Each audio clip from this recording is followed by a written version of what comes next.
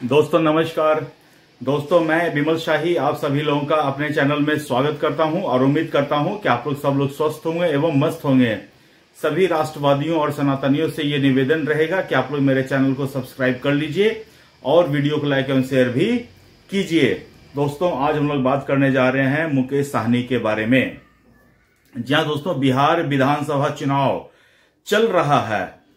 Election के dates का ऐलान हो चुका है और फर्स्ट फेज का जो नॉमिनेशन है वो 14 अक्टूबर से स्टार्ट हो चुका है और कुछ ही दिन में नॉमिनेशन का एंड डेट भी आ जाएगा।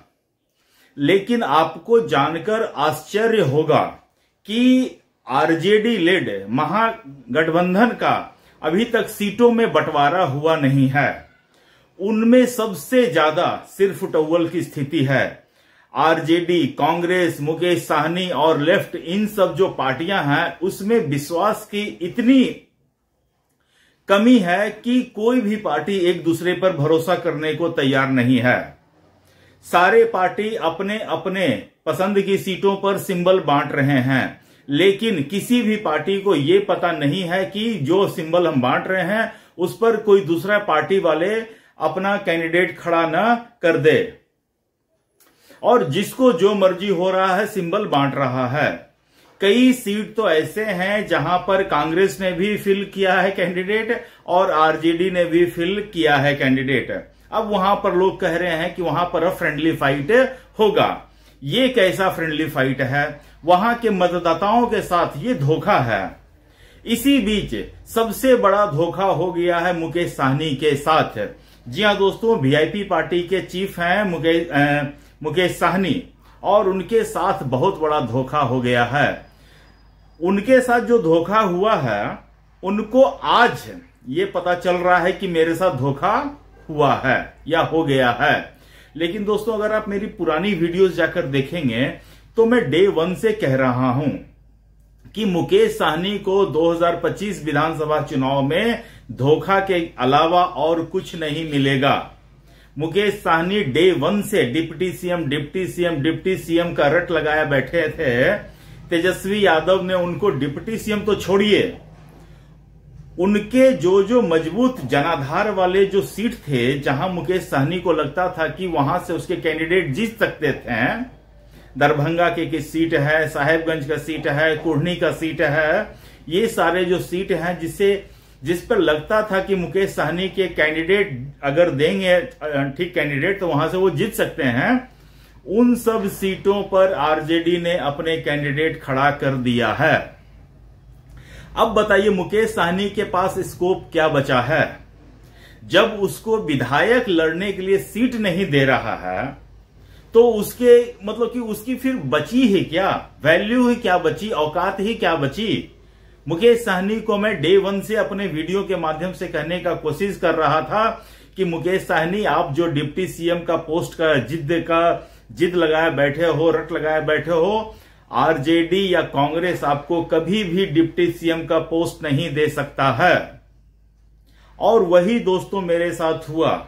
मुकेश साहनी अपने समर्थकों के साथ अभी पटना में मौजूद हैं।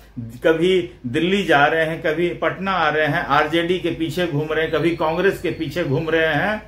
जितना भी मुकेश साहनी ने त्याग करने का कोशिश किया, मैक्सिमम लेवल पर उन्होंने प्रयास किया, लेकिन आरजेडी वाले और कांग्रेस वालों ने यह तय कर रखा था कि मुझे मुकेश साहनी के साथ धोखा करना है और उन्होंने ये धोखा किया। दोस्तों मैंने मुकेश साहनी को बहुत पहले आगाह किया था कि इन सब के चक्कर में मत पड़ो, तुम्हें डिप्टी सीएम कभी नहीं देंगे। हो सकता है कि चुनाव से पहले तो बिल्कुल ना दें, तुम्हें ये वादा कर देंगे कि चुनाव के बाद हम कंसिडर करेंगे, लेकिन वो करेंगे नहीं।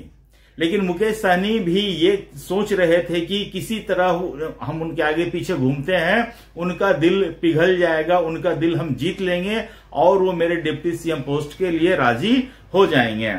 लेकिन दोस्तों चुनाव का ऐलान हो गया है। बीजेपी ने अपने कैंडिडेट अनाउंस कर दिए हैं, जेडीयू ने अपने कैंडिडेट अनाउंस कर दिए हैं, लोजपा ने अपने कैंडिडेट अनाउंस कर दिए हैं, उपेंद्र कुशवाहा ने कर दिए हैं। लेकिन एक महागठबंधन एक ऐसा दल है जिसमें अभी तक फाइनलाइज ही नहीं हो पाया है। कैन यू बिलीव दिस कि 2 दिन चुनाव के लास्ट डेट बचा हुआ है और जनता को यह पता ही नहीं है कि हमारे सामने लड़ कौन रहा है। महागठबंधन में यही नहीं पता है कि आरजेडी कितने सीटों पे लड़ रही है, कांग्रेस कितने सीटों पे लड़ रही है और लेफ्ट कितने सीटों पर लड़ रही है। तो ये चुनाव बिल्कुल असमंजस वाला चुनाव है। तेजस्वी यादव बिल्कुल कंफ्यूज्ड हैं, कांग्रेस बिल्कुल कंफ्यूज्ड है, उन्हें कुछ नहीं पता चल रहा है क्या करना है। और सारे कंफ्यूजन के बाद मुकेश सहनी हो सकता है कि अपने समर्थकों के साथ ये घोषणा कर दें आज। या तो देखिए उनके पास 2 ऑप्शन है, बिना किसी कैंडिडेट के सिर्फ मौखिक रूप से तेजस्वी यादव को अगर सपोर्ट करना चाहें तो कर सकते हैं। 2 दिन पहले उन्होंने एक इंटरव्यू में कहा भी था कि अगर हमको 0 सीट भी मिलता है तो भी हम आरजेडी को नहीं छोड़ेंगे, महागठबंधन को नहीं छोड़ेंगे। तो तेजस्वी यादव ने उनको इसी सिचुएशन पर लाकर खड़ा कर दिया है कि लीजिए अब आपके सामने 0 सीट है, अब आप हमको समर्थन दीजिए। तो अब ये एक रियल टेस्ट होगा मुकेश सहनी के लिए भी कि जो बोलते हैं वो करते भी है या नहीं। बहुत दिन से कह रहे थे ना कि हमें कोई भी त्याग करना होगा तो हम करेंगे, भाजपा को रोकेंगे। रोक लिए ना भाजपा को। भाजपा को रोकना इतना आसान है क्या है? कांग्रेस जैसी बड़ी पार्टी 10 साल से सोच रही है, 12 साल से सोच रही है नरेंद्र मोदी को रोकने का, रोक ही नहीं पाए हैं। और मुकेश सहनी सोच रही है कि हम भाजपा को रोक देंगे। तो गलतफहमी आदमी को नहीं पालना चाहिए, लेकिन मुकेश सहनी ने बहुत बड़ी गलतफहमी पाल रखी थी।